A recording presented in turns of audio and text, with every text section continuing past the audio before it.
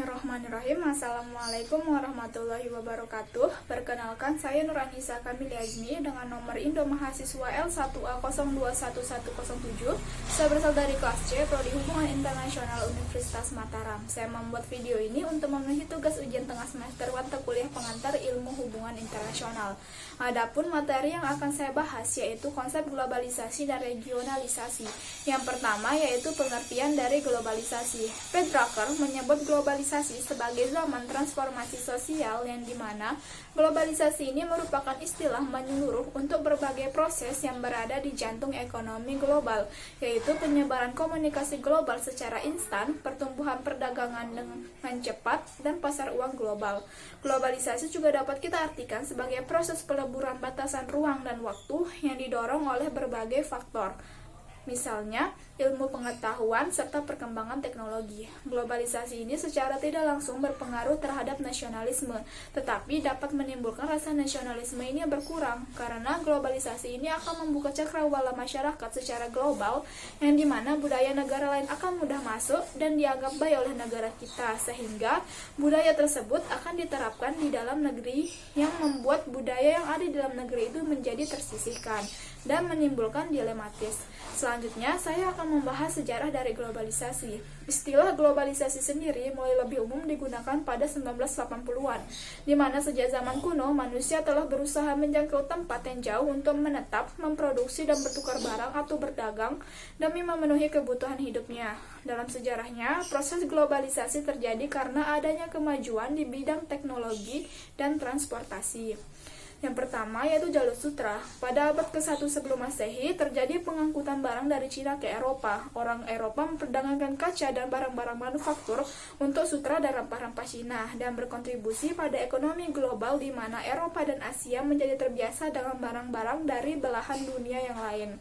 Pengangkutan barang ini terjadi di sepanjang jalur sutra yang merupakan jaringan rute perdagangan kuno antara Eropa, Afrika Utara, Afrika Timur, Asia Tengah, Asia Selatan, dan Timur Jauh. Ini menjadi awal yang luar biasa dalam sejarah globalisasi karena untuk pertama kalinya barang dijual melintasi benua. Selanjutnya, perkembangan globalisasi yang signifikan lainnya terjadi pada abad ke-7 Masehi dengan ekspansi dari negara perdagangan Arab yang membuat perdagangan internasional semakin cepat. Pada abad ke-9, perdagangan Muslim mendominasi dalam perdagangan internasional dan fokus perdagangan saat ini adalah rempah-rempah. Renaissance pada masa global selanjutnya yaitu berkembang pada zaman penemuan era Renaissance di abad ke-15. Penjelajahan dunia baru oleh Eropa membuka jalan menuju globalisasi dalam skala besar. Ada juga jaringan perdagangan segitiga, di mana kapal membawa barang-barang manufaktur dari Eropa ke Afrika, membawa orang Afrika ke Amerika sebagai budak, dan membawa bahan mentah kembali ke Eropa.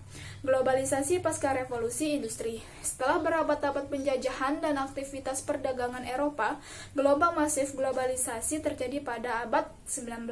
Revolusi industri membawa kemajuan pesat dalam transportasi dan komunikasi yang memudahkan perdagangan lintas batas dan integrasi global, didukung dengan perkembangan kapal uap, rel kereta api, telegraf, dan terobosan lainnya, termasuk meningkatkan kerjasama ekonomi antar negara. Tren perkembangan globalisasi sempat terganggu akibat bencana Perang Dunia Pertama, gelombang globalisasi kedua dan ketiga. Setelah Perang Dunia Kedua, Amerika Serikat mendorong pembangunan tatanan ekonomi global yang diatur oleh aturan yang diterima bersama dan diawasi oleh lembaga multilateral. Ide awalnya adalah menciptakan dunia yang lebih baik dengan negara-negara yang ingin bekerja sama satu sama lain untuk mempromosikan kemakmuran dan perdamaian. Salah satu langkah penting menuju globalisasi yaitu Perjanjian Perdagangan Bebas Amerika Utara atau NAFTA yang ditandatangani pada 1993. Lembaga internasional seperti IMF, UNPBB, World Bank, WTO, dan NATO kemudian dibentuk sebagai analis sistem global. Tujuannya untuk membantu mencegah agar perselisihan antar negara di dunia tidak meningkat menjadi konflik yang lebih besar.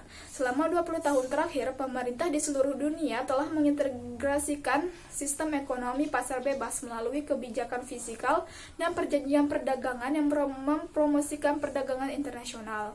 Adapun dampak dari globalisasi ini yaitu yang pertama pada bidang ekonomi. Globalisasi ini dapat meningkatkan pertumbuhan ekonomi karena mudahnya suatu negara untuk menjalin kerjasama dengan negara lain sehingga pasar global akan semakin berkembang dan dapat memperlancar siklus negara sehingga devisa yang dihasilkan dapat menunjang perekonomian negara.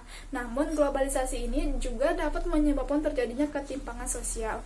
Yang kedua yaitu bidang politik. Globalisasi ini dapat menciptakan sistem pemerintahan yang demokratis dan terbuka karena sifat kritis masyarakat yang terus berkembang terhadap kehidupan negara yang berlangsung pada era globalisasi. Selain itu, globalisasi juga menyebabkan meningkatnya hubungan diplomatik dengan berbagai negara. Globalisasi juga dapat menimbulkan sifat individualis dan konsumtif karena adanya perkembangan teknologi yang terjadi di era globalisasi ini.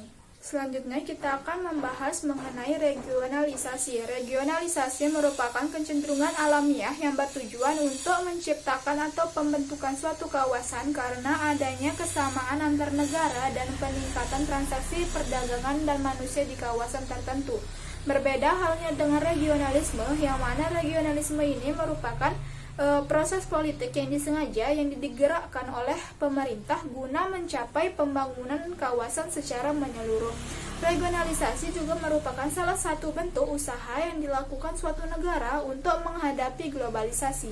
Negara akan membentuk suatu kelompok untuk menguatkan bargaining position masing-masing dalam percaturan internasional. Jika negara berdiri sendiri, suatu negara tidak akan mampu untuk mempertahankan posisinya dalam melakukan politik internasional. Oleh karena itu, regionalisasi sangat diperlukan dalam hal ini karena dapat menggabungkan dan menciptakan kekuatan sehingga negara-negara yang bergabung dapat bersaing dengan negara lain sebagai satu kesatuan.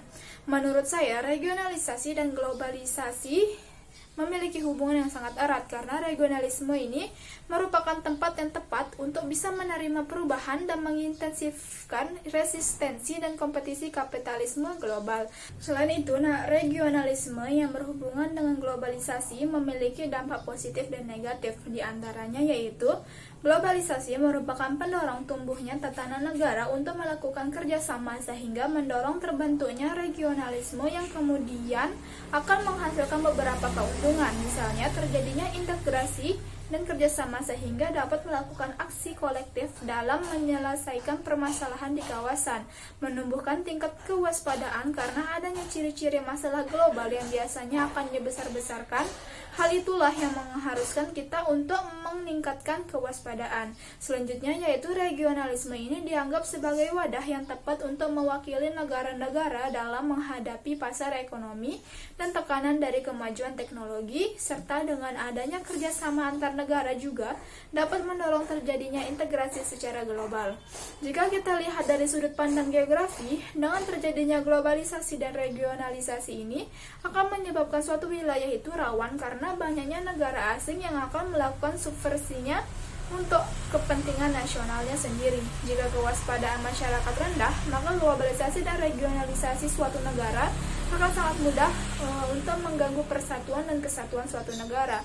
Pengaruh asing sebagai akibat dari globalisasi dan regionalisasi ini juga dapat meningkatkan keanekaragaman masyarakat Indonesia, meningkatkan pengangguran akibat dari lumpuhnya industri yang dimana tenaga manusia sudah tergantikan oleh tenaga mesin.